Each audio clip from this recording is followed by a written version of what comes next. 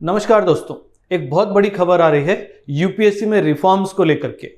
इसकी पुख्ता जानकारी अभी नहीं मिली है। पता ये लगा है कि इलेक्शंस के तुरंत बाद इसकी घोषणा ऑफिशियली यूपीएससी के द्वारा की जाएगी। तो अगले 5 मिनट में ये क्या रिफॉर्म्स हो सकते हैं इसके बारे में मैं आप सबको बताऊंगा। लेकिन सबसे बड़ी बात यह है कि घबराने की कोई ज़रूरत नहीं है, घबराना नहीं है। इस साल का नोटिफिकेशन ऑलरेडी आ चुका है 2024 का।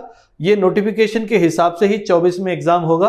25 के नोटिफिकेशन में हो सकता है कि ये बदलाव लाए जाएंगे या फिर 26 के, और एग्जिस्टिंग स्टूडेंट को कुछ एडिशनल अटेम्प्ट्स भी शायद दिए जाने की बात की जा रही है। सो ये क्या रिफॉर्म्स है, क्या बदलाव आ सकते हैं, इसकी जानकारी मैं आपको अगले 5 मिनट में दूंगा।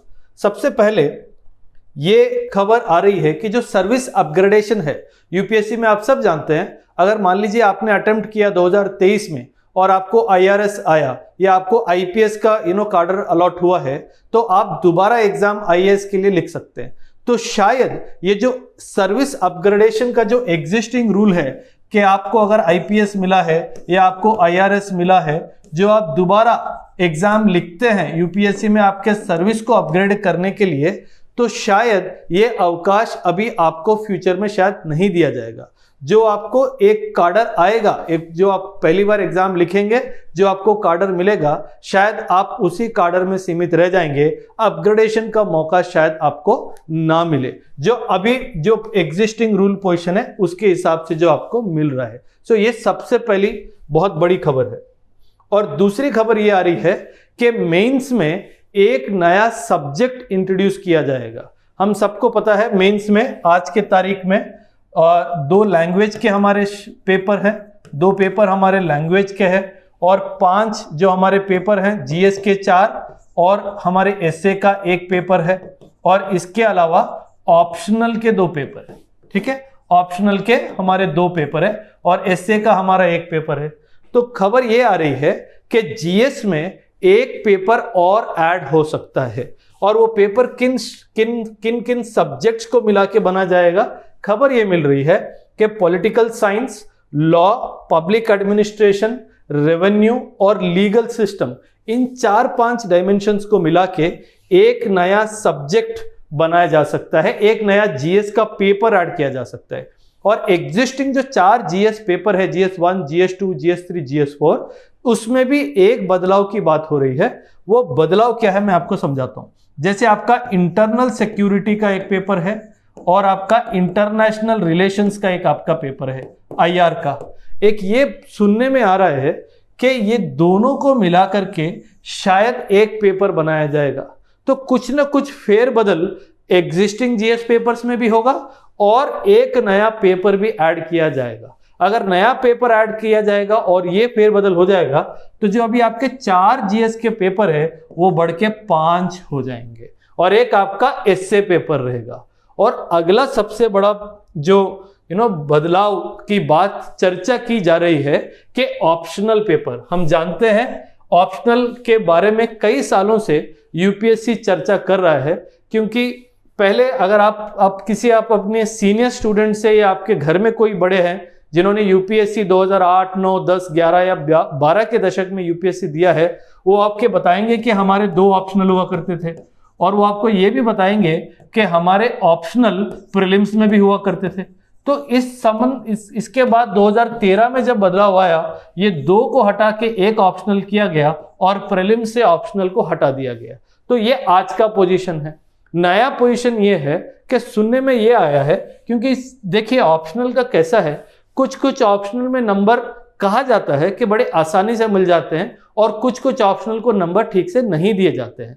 तो यूपीएससी काफी समय से इस एक विषय पे बहुत ज्यादा चर्चा किया है कि कहीं ना कहीं स्टूडेंट्स को एक यूनिफॉर्म अपॉर्चुनिटी नहीं मिल रहा है। इसी के चलते ऑप्शनल को हटाए जाने की बात टाइम टू टाइम की जा रही थी, और ये खबर आ रही है कि जो जीएस में पेपर ऐड हो जाएगा उसके बदले शायद ऑप्शनल को निकाल दिया जाएगा। तो क्या होगा इसके, अगर ये किया गया, अगर मैं बहुत बड़ा क्वेश्चन मार्क लगा रहा हूं, हर एक रिफॉर्म की जो मैं बात कर रहा हूं, ये खबर आ रही है, अभी पुख्ता नहीं हुई है। ठीक है, अगर इसको निकाल दिया गया ऑप्शनल को, तो आपके रह जाएंगे जीएस में 5 पेपर और आपका एक एसए पेपर, मतलब 6 पेपर। इसके अलावा 2 लैंग्वेज पेपर, एक अंग्रेजी का पेपर और एक कोई और लैंग्वेज पेपर जो आप अपना चूज करेंगे। तो ये हो गए 3 रिफॉर्म। और चौथा सबसे बड़ा रिफॉर्म, इसको ध्यान से सुनिएगा, घबराने वाली कोई बात नहीं है। ये खबर आ रही है कि जो हमारे एज लिमिट है, जो अभी जैसे आप जानते हैं कि जनरल कैटेगरी के लिए एज लिमिट है 32 की, खबर ये आ रही है कि इसको शायद घटा करके 26 से 28 के बीच में रखा जाएगा। मैं बार बार दोहरा रहा हूं, घबराने की जरूरत नहीं है। क्यों नहीं है? जो एग्जिस्टिंग स्टूडेंट्स है उनको ग्रेस पीरियड दिया जाएगा, उनको ग्रेस पीरियड दिया जाएगा। मान लीजिए आप इस साल आप 31 के हो रहे हैं और आप क्या कहते हैं जनरल कैटेगरी के स्टूडेंट है, तो आपको ग्रेस पीरियड दिया जाएगा। 1 या 2 अटेम्प्ट आपको एडिशनल दिए जाएंगे ताकि आपको भी पूरा मौका मिले इस एग्जाम को पास करने के लिए। सो अगर उम्र घटाई भी जाती है तो कम से कम मेरा पर्सनल ये विचार है कि हर एक विद्यार्थी जो तैयारी कर रहा है, ये ऑलरेडी एक आध बार दे चुका है, उसको 2 एडिशनल अटेम्प्ट्स दिए जाने की संभावना है। सो घबराने वाली बिल्कुल भी बात नहीं है, आपने घबराना कतई नहीं है। तो एडिशनल जो एग्जिस्टिंग स्टूडेंट्स है उनको ग्रेस पीरियड दिया जाएगा। और जो उम्र है जो जनरल कैटेगरी के लिए है 26 से 28 की बात की जा रही है, हो सकता है 26, 27 या 28 की जाएगी। सो 4 बदलाव। सबसे पहला सर्विस अपग्रेडेशन, जो ऑप्शन अभी मिल रहा है उसको हटा दिया जाएगा। और दूसरी बात, आपका जो एक नया सब्जेक्ट मेंस में ऐड होना है उसको ऐड किया जाएगा, जो political science, public administration, law, revenue system, इन सब को मिला करके एक पेपर तैयार किया जाएगा। और तीसरा जो था, हमारे ऑप्शनल पेपर को निकालने की बात की जा रही थी। और चौथा पेपर है उम्र को लेकर के, जो जनरल कैटेगरी का 32 साल की उम्र है उसको घटा करके 26 से 28 के बीच में रखा जाएगा।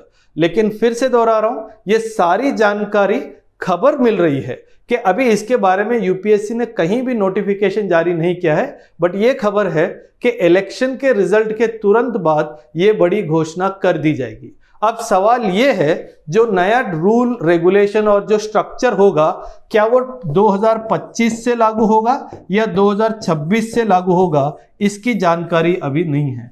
तो हम सभी यूपीएससी के नोटिफिकेशन का वेट करेंगे इलेक्शन के बाद। इससे आपका जो प्रीलिम्स अभी 16 जून को हो गया है, उससे कोई इसका लेना देना नहीं। उससे इस साल का जो नोटिफिकेशन ऑलरेडी आ चुका है उसमें कोई बदलाव नहीं होगा। 2025 और 2026 में बदलाव होने की आशंका जताई जा रही है। तो मैंने सोचा कि ये सभी जानकारी जो बच्चे 2025 या 2026 में इस एग्जाम की तैयारी करने की सोच रहे हैं, उन सबके हित के लिए मैं ये वीडियो तुरंत बनाऊं।